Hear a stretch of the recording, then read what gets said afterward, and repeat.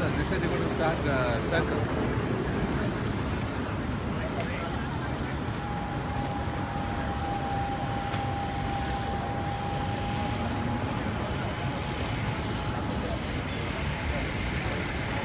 Assalamu alaikum.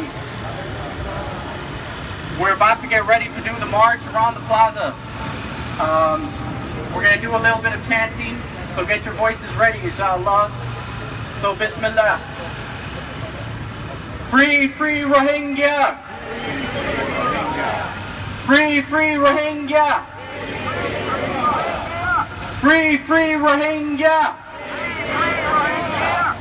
What do we want? When do we want it? What do we want? Citizenship! When do we want it? Free, free Rohingya! Free, free Rohingya! Brothers and sisters, so we're going to start marching around. There's a few in front of you. Follow them around the Dearborn side and we'll come back around here, inshallah. Assalamu alaikum. Let's know Chicago, why we're out here. They do not know the suffering that Muslims are suffering in Burma. Raise your voices to let them hear. Free, free Rohingya! Free, free Rohingya! What do you want? Do you want justice? Yes. When do you want it? Now. What do you want? Justice. When do you want it? Now. Free, free Rohingya! Let us start marching! Free, free Rohingya! Free, free Rohingya! What do you want? When do you want it? Free, free Rohingya! Free, free Rohingya! What do you want? When do you want it? What do you want? When do you want it? I can't hear you. What do you want? When do you want it? Free, free Rohingya! Free, free Rohingya! How are you? Good, good. How is it? Free, free Rohingya! What do you want? When do you want it? What do you want? When do you want it? Let me hear you. Free, free Rohingya! Free, free Rohingya. What do you want? What do you want? When do you want it?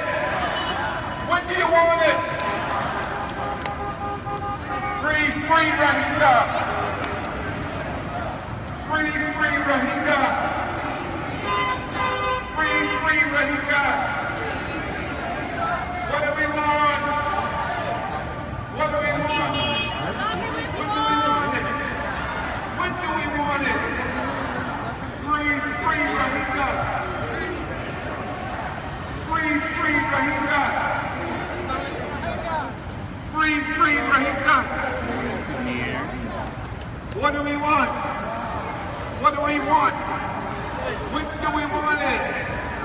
When do we want it? Free, free Rohingya. Free, free Rohingya. Are you recording? Free, free Rohingya. Free, free Rohingya. What do we want?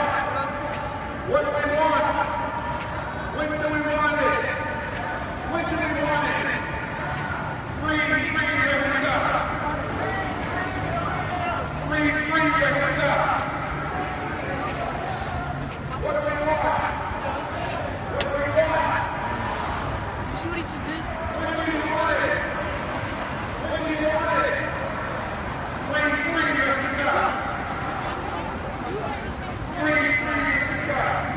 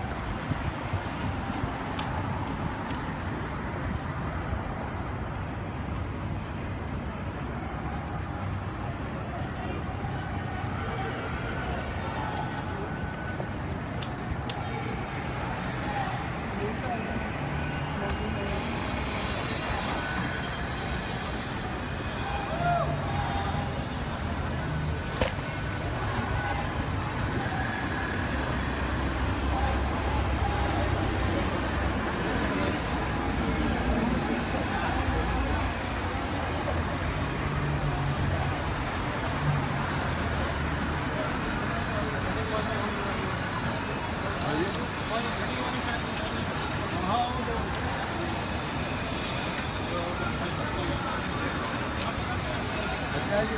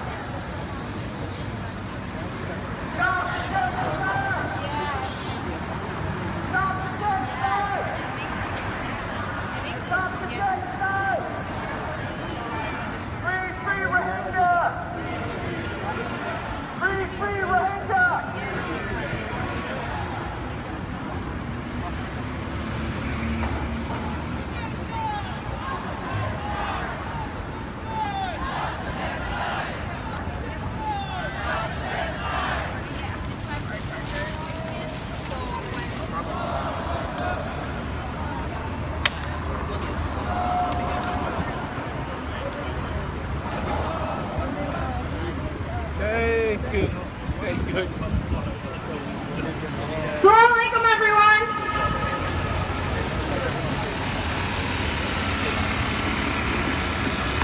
Assalamu alaikum, hello, good afternoon. Peace be on you all. Thank you so much for coming out. We're gathered here today to protest what's not a national issue. And it's not a Muslim issue either. It's a humanitarian issue. We find people who are deprived of food, water, medicine, and shelter. As of right now, even the UN is banned from providing the basic necessities for the Rohingya people to survive in Burma. This is not a war, this is a genocide.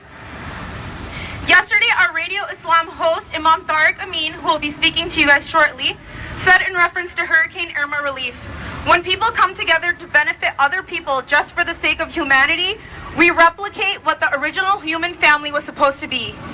The same stands here. We've come together to have our voices heard by the government, raise awareness for the Rohingya genocide, and make a change. I'm so happy to see how many of you have come out today.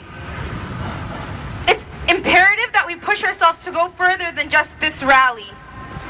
If you haven't already gotten one of the sheets that the volunteers are passing around, and if there's volunteers, if you guys can hold up the sheet, it's the what to do next sheet. We have some right here with the lady with the blue scarf. If you guys have not gotten one, please take one or take a picture of that flyer. That flyer tells you what you can do after this rally to make a real difference. It has both Senator Durbin and Senator Duckworth's information on it, their Twitter and their phone number. It's important that you call them and let them know what we're about and that we care. There's also a petition sheet going around. Make sure you sign and write your email. Through your email, we'll keep you updated on the current status of the Rohingya people and share methods to reach out to world leaders so that we can make a lasting change. With that, I'll introduce our first speaker, Azim Ibrahim. Azim Ibrahim. Is he not here today? Okay. All right.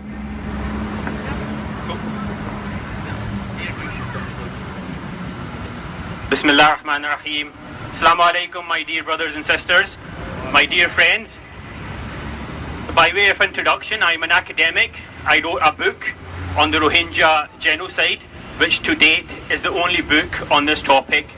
I spent 5 years researching this topic and made a number of trips to Myanmar and Bangladesh to see firsthand myself the situation there. Unfortunately, we are here again witnessing in real time another genocide. Another genocide which we will add on to the long list of genocides that have happened in our lifetime, from Darfur, Rwanda and Bosnia and now Myanmar. And make no mistakes, my dear friends, that this is a genocide, even though the international community will not classify it as a genocide. They will not classify it as a genocide because if they do, it automatically triggers actions from the Security Council under the Genocide Convention, which none of them want to undertake. Over the last few weeks, we have seen over 400,000 people cross forcibly into Bangladesh. That's over 20,000 people, over 20,000 people a day, 1,000 people an hour. Numbers that a country like Bangladesh is simply unable to absorb. I have visited those camps and I can tell you unequivocally that the conditions in those camps are not fit for any human being. My dear friends, I just want to make 3 points to you, very simple points, which I want you to take away. First of all, the main accusation that is made against the Rohingya people is that these people are not indigenous to Myanmar. They are all illegal immigrants that came from Bangladesh. And some extreme Buddhists actually put a date on when this term Rohingya was manufactured. They say it was manufactured in March 1942, and before that this term Rohingya did not exist. These people did not exist. They're all illegal immigrants from Bangladesh, and we are simply sending them back to Bangladesh. One of the things I did in my book, I tried to get to the bottom of this, and I dug up documents from the Indian National Archive in New Delhi, which clearly stated from the time when it was British Burma, documents dated back to 1824 and 1826, when the British had done a census in that region, and then clearly states the term Rohingya for those people.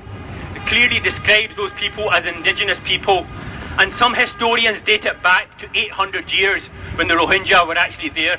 So this idea that you hear that these people are all illegal immigrants from Bangladesh is patently false and does not stand up to historical scrutiny. But irrespective of that, that in many ways is irrelevant, because these people are born in Myanmar and they deserve to have Myanmar citizenship. The second thing I would like to say is that there's a lot of pressure on the government of Bangladesh to do more. The government of Bangladesh is fully stretched in trying to provide sustenance to these refugees. It is not their responsibility. It is the responsibility of the government of Myanmar to take these citizens in and treat them as their proper citizens. And the third thing, very important, is that the government of Myanmar claims that they were reacting to militant attacks against security forces. And it is true, on the 25th of August of this year, an organisation called the Arakan Rohingya Salvation Army undertook attacks which left a dozen security officials dead. This is a very small, little known new entity which is being supported by outside forces and is not an indigenous organisation. But irrespective of that, the response of the government has been overwhelming and completely disproportionate.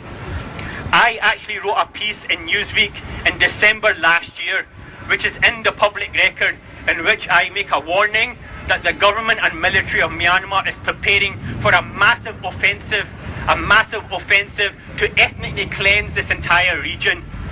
And in fact, the chief of the army, General Min Aung Hlaing, is on record just last week saying that this current operation is unfinished business from 1942, that they intend to ethnically cleanse all these Rohingya. My dear friends, make no mistake, this is a genocide that we are all witnessing in real time. We do not want to be in the position in which, like Rwanda and Bosnia, in which we should have said that we should have acted sooner. There is still time to act. There is still time to do something, and let us not say, yes, we've seen this in our lifetime and we should have done something about this. Thank you so much for listening. Thank you so much, Brother Tariq Al-Amin. Free, free Rohingya! Free, free Rohingya! Free Rohingya! End the genocide! End the genocide! Brother Tariq brought up like numbers, and they're devastating. If you didn't hear him, there's 400,000 people still stuck in Burma whose houses have been burned down, and oh, I'm so sorry, that was Brother Azim. I'm so sorry, that was Brother Azim Ibrahim. He brought up numbers, and there's 400,000 people in Burma right now hiding in forests because their houses have been burned down and they don't have anywhere to go. And the numbers just keep getting worse day by day. And also he said, make no mistake, this is a genocide that we're witnessing in our time. So we have to do something. So again, make sure you get the sheet and reach out to your senators, because that's going to make the difference. Next we have Tariq Al-Amin. Woo! Assalamu alaikum. May the peace that only God can give be upon you. I see our numbers have swelled a little bit since we first took our first walk around the plaza, and that is a good sight.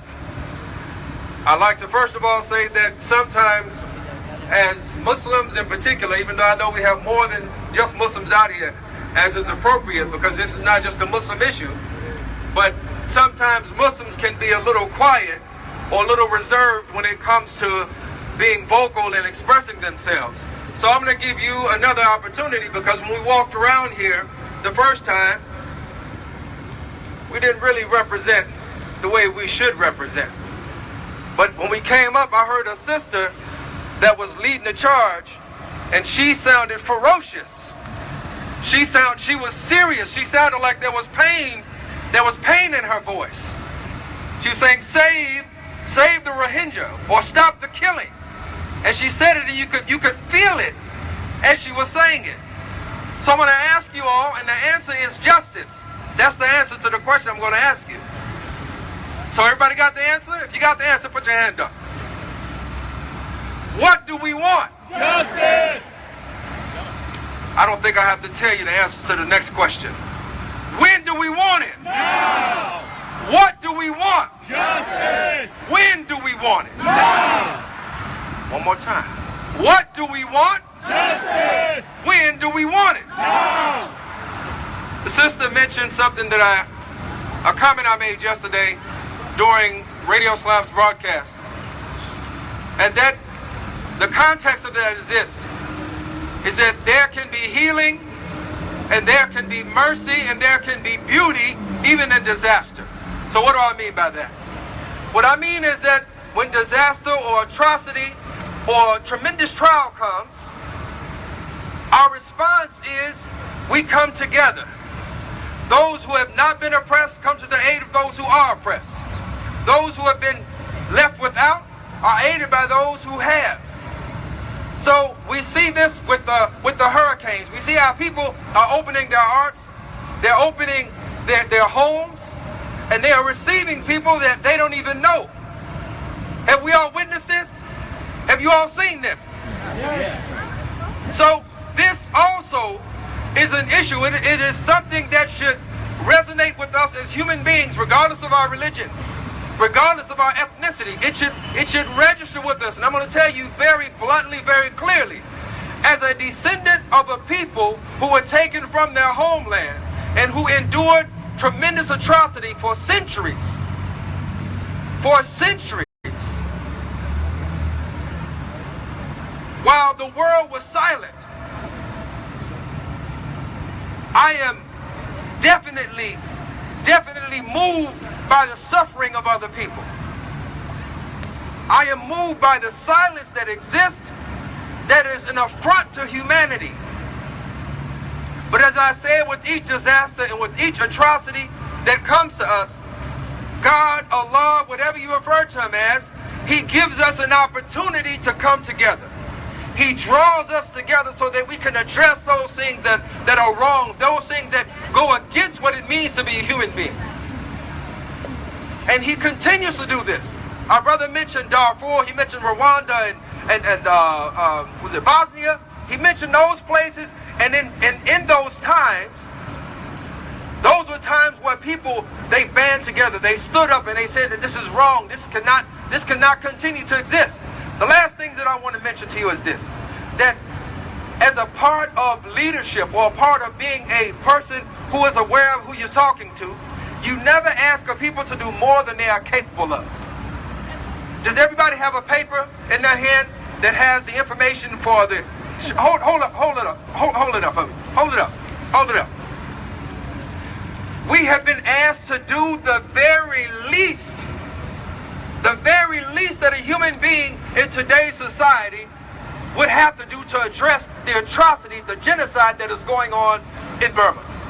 We are asked to do the very least, and that's to pick up your phone. Everybody, I see everybody has a phone. Pick up your phone. You're on social media, get on Twitter and tweet Secretary of State Tillerson. Tweet Ambassador Nikki Haley. Tweet the ambassador to Burma. Tweet your senator. This is something that even if you were to tweet all those people I just mentioned, it would take you less than 5 minutes. We are not being asked to strap on boots, to pick up arms, and get on a plane and go over there and liberate anybody physically. We are being asked to do the very least. Are you all understanding me? Yes. We are being asked to do the very least. And I know that is within our power, and I know that everybody here wishes that they could do more. So we have a responsibility. Our responsibility is to do what we can, and then to go a step further. So what do I mean by that in closing? What I mean by that is to take this paper that you have, take this flyer that you have, and share this information with somebody who is not here. When you make that tweet, include your network in that tweet so that they are made aware of what is going on across the seas, so that they are made aware of the 20,000 people that are being removed from their homes every single day, that they are made aware of the people who are being killed, men, women, and children, on a daily basis.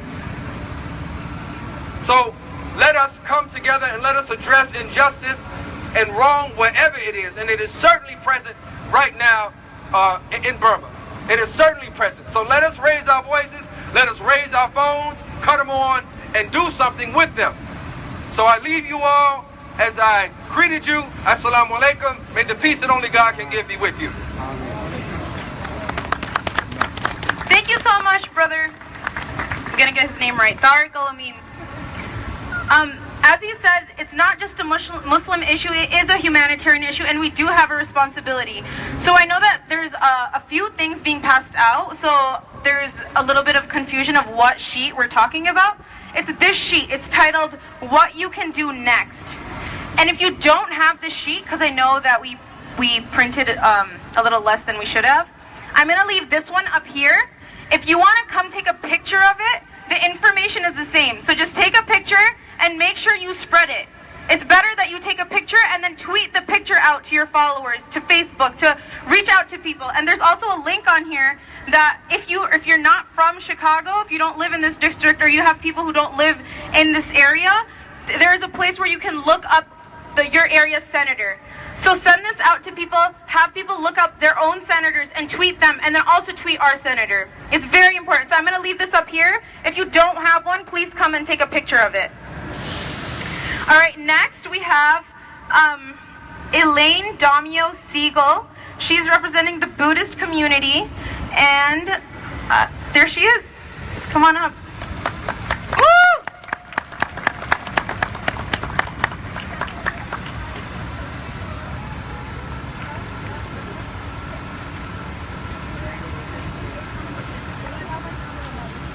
Namaste.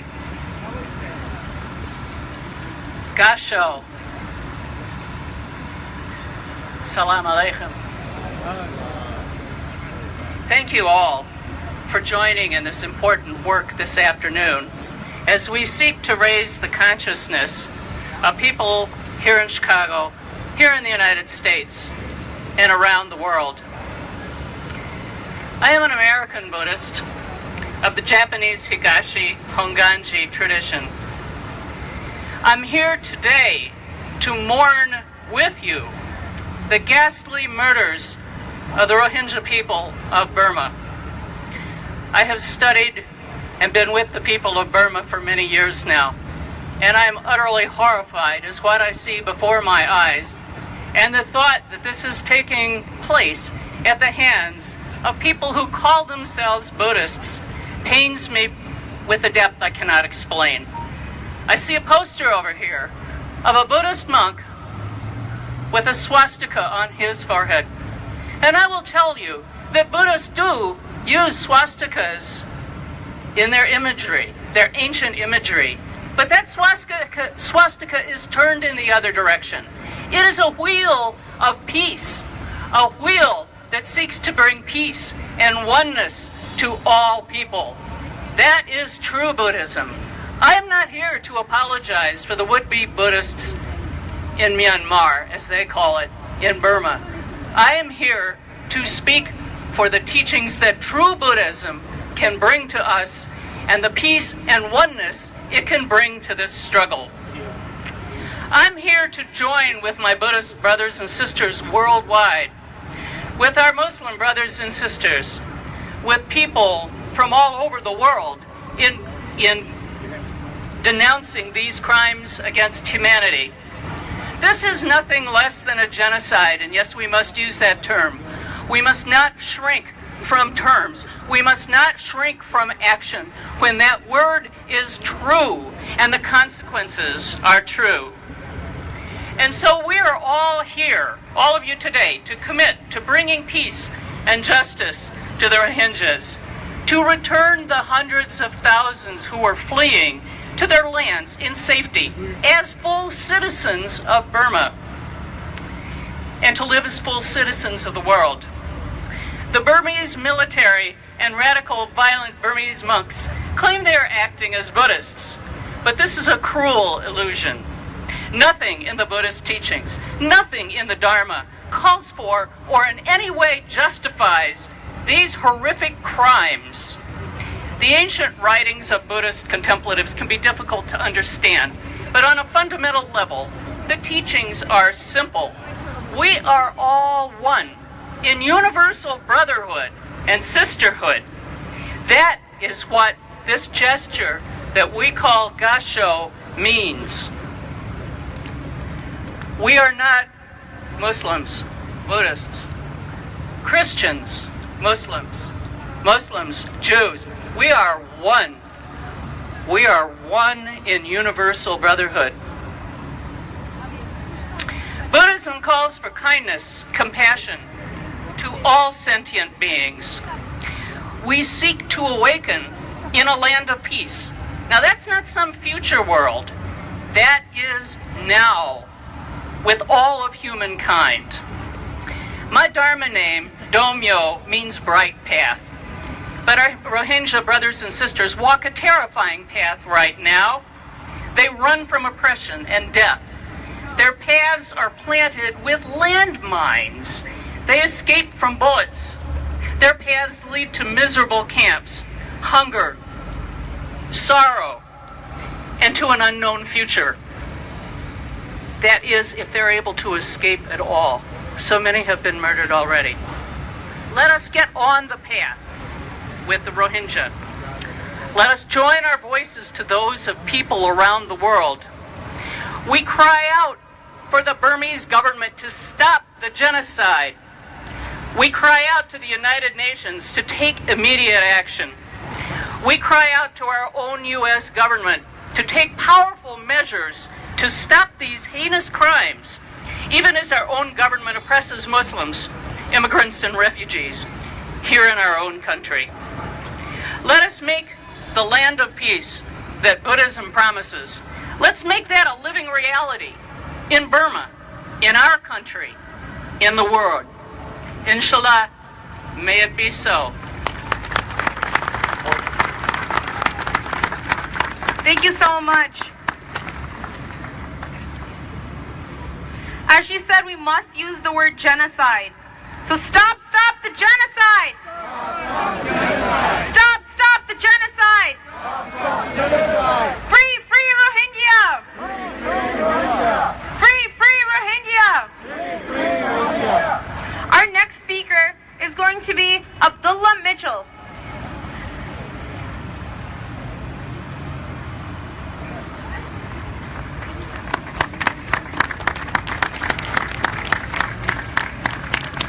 Assalamu alaikum. Peace be with you. I have some comments I want to make, but I think there's one point that I want to underscore that was just shared by Ms. Siegel. We do not judge a people by their name. We do not judge a people by their religion. Of all groups of people, particularly here in the United States, we as Muslims know this is wrong. The second point that is very crucial that we all understand is this. Do we really, really, really appreciate the enormity of the loss of life that is taking place in Burma? I want you to think about it. What would you do as American citizens if the entire population of the city of Rockford, if the entire population of the city of Peoria, if the entire population of our capital, state capital, Springfield, was violently rooted out of their homes, homes burned down, women raped, children slaughtered, how would you feel? The hard part is I need us all to understand this is real. It may be across the world, but it's still so real. As a child, I would read history books and wonder, how could mankind do such a thing to another group of human beings? We must open our eyes. We must open our hearts to the pleas of the Rohingya people. It's not enough that we came out here today. As the call was made to you, it's about raising your voice, not just on the telephone to congressmen, senators, ambassadors. You must raise your voice to your neighbor. Let them understand the nature of the travesty, the violence that is going on. It is a crime against humanity what the Burmese government is doing to our brothers and sisters in Rohingya. So I ask you all not to stop with the few phone calls that we're asking you today. It is important that you raise your voice with your neighbors, with your friends. We're providing you information because until the world fully understands what is going on, silence is deafening to the Rohingya. They need our voices. They need the voices of your neighbors, your friends, your co-workers to understand this crime against humanity. It has nothing to do with religion, politics. Right now we're focusing strictly on the fact that this is a crime against humanity. Free Rohingya! Free Rohingya! Free Rohingya! Free Rohingya! Free Rohingya! Free Rohingya! What do you want? Justice! What do you want? Justice! When do we want it? Now! When do we want it? Now! I challenge you, as those who have now professed to want justice for the Rohingya, if you want it now, do not stop today.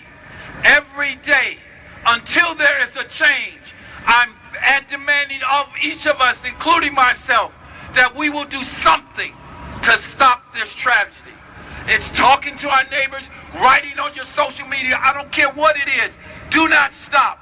Carry the message from this plaza today to all those you know, those who didn't come for whatever reason. Let them know that our brothers and sisters are suffering. They're dying. And it is a crime, I tell you, against humanity. And let no one tell you anything different. Free Rohingya! Free Rohingya! Free Rohingya! Free Rohingya! Free Rohingya! Free Rohingya! Assalamu alaikum. Wa alaikum assalam.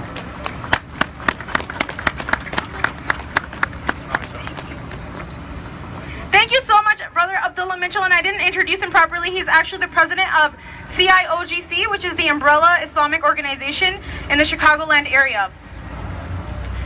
Also, I saw a few people rolling in a little bit late, so I'm going to reiterate what I've been saying. There is a sheet going around, and if you don't have it, then come up here and take a picture that has your senator's information on it. Take a picture, tweet to them, call them, and as he said, we cannot stop today because this has been going on for years, and it's going to go on until we make a change. So also sign up on our list. It's right here, and we'll put you on our listserv where you'll get updates about what's happening in Rohingya week to week. And now all of the emails will also have something that we call action alerts that will tell you what steps you can take to take that information and actually make a change. Next we have Burma Task Force very own Aqsa Tahir reading a poem for us.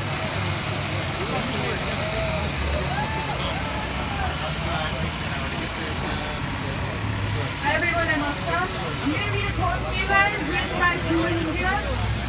It's written by Allah Muhammad and then I'm so sorry if I remember. When I was 5, a dark-skinned kid sat next to me in class because nobody wanted to sit with him. The moment I got home, I asked my parents why. When I was 5, I knew my teacher hated me. She never treated me well. She looked at me with disgust. So I asked my parents why. My parents said, "Son, he is not like us." As a kid, I had this question, why? Why do people look at my friend in a weird way? Why does my teacher not show any kindness and affection towards me, like she did to my classmates? If you ask me, I will tell you how they're pretty labels. Host, guest, change how people think. I will tell you how it feels to live with fear. When nationalists threaten to burn down your house and kill your family. I will tell you no one ever asked to be born in a Buddhist or Muslim family. I will tell you how you'll find out there is no such thing as a pure race. I will tell you, unite against racism. It starts with you. Thank you. Sister Hafsa.